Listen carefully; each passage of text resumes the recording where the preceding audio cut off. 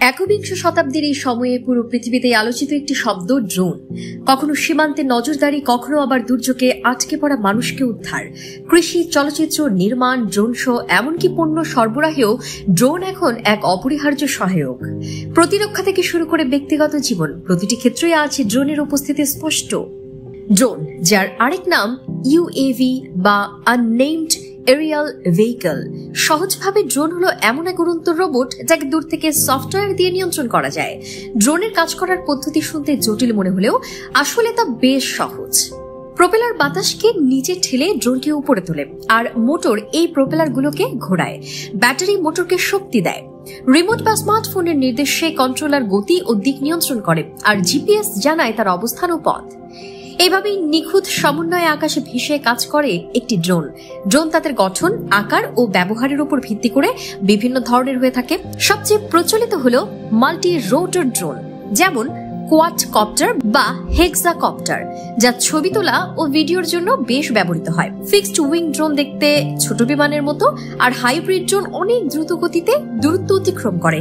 এখন hybrid electric drone ঘন্টার পর ঘন্টা উঠতে পারে। হালকা কম্পোজিট ফ্রেমের কারণে খরচ কমছে, বাড়ছে ফ্লাইট সময়। 2025 সালে ড্রোনে এসেছে অভূতপূর্ব উন্নতি। কৃত্রিম বুদ্ধিমত্তা এখন ড্রোনকে শেখাচ্ছে নিজে সিদ্ধান্ত নিতে, বাধা এড়িয়ে চলতে, এমনকি নির্দিষ্ট গন্তব্যে পৌঁছাতে মানুষের নির্দেশ ছাড়াই। এখনকার ড্রোনগুলোতে আছে 4K নাইট ভিশন ও থার্মাল ক্যামেরা, যা দিন রাত যে কোনো সময় উচ্চমানের ভিডিও ধারণে সক্ষম। বিশ্বজুড়ে দ্রুত বিকাশ ঘটছে ড্রোন শিল্পের।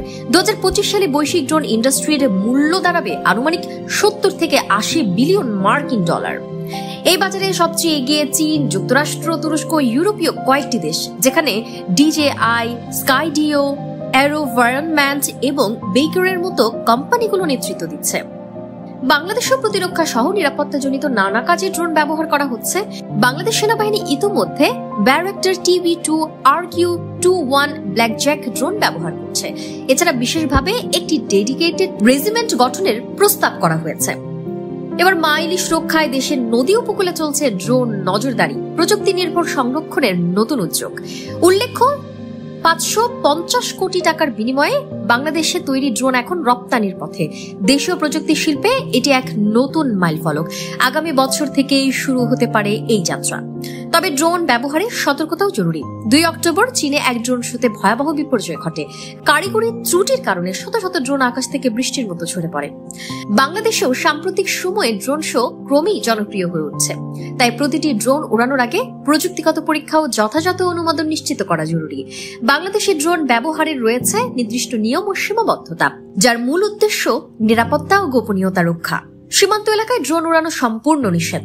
সংসদ ভবন, প্রধানমন্ত্রীর কার্যালয়, সচিবালয়, সামরিক স্থাপনা, বিমানবন্দর, জেলখানা ও হাসপাতালের আশেপাশে ড্রোন উড়ানো নিষিদ্ধ।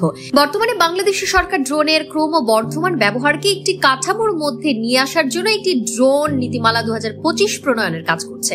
এই খসড়া নীতিমালা অনুযায়ী ড্রোন পরিচালনার জন্য লাইসেন্স নেওয়া বাধ্যতামূলক করা হচ্ছে।